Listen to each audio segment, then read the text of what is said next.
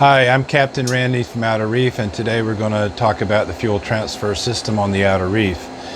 The fuel transfer system consists of 3 fuel tanks, one on each side in the engine room referred to as the saddle tanks, and one forward in the bilge.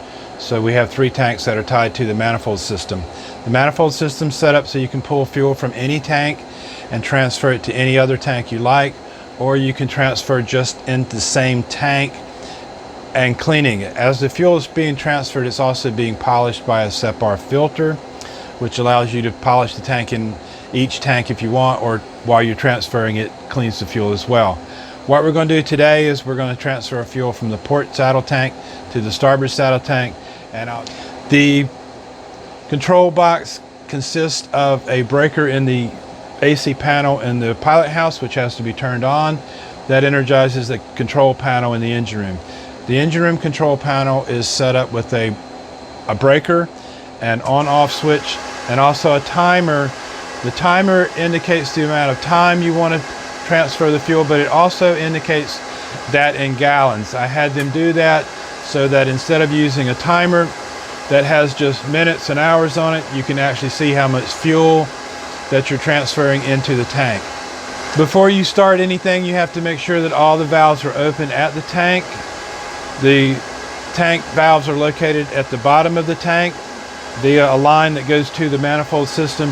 And before you turn the pump on, you have to make sure that you have at least 4 valves open, a to and from the fuel pump, and also a to and from the tank.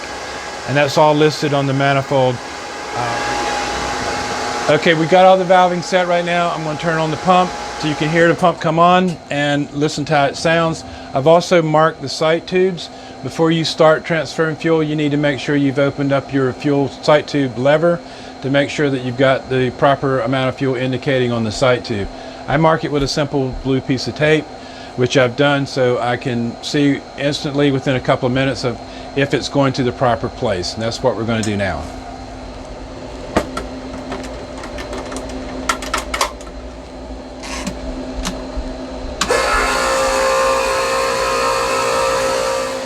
Okay, we've transferred a little bit of fuel. Everything seems to be going where it's done, or where it's supposed to be going. So now you can shut the system down. When you're done with the transfer polishing system, you want to shut everything back off. So what you can do is just shut all the valving off at the manifold. You can shut the valves off at the tank if you want, but it's not necessarily that you have to do that. So that's basically the fuel transfer system.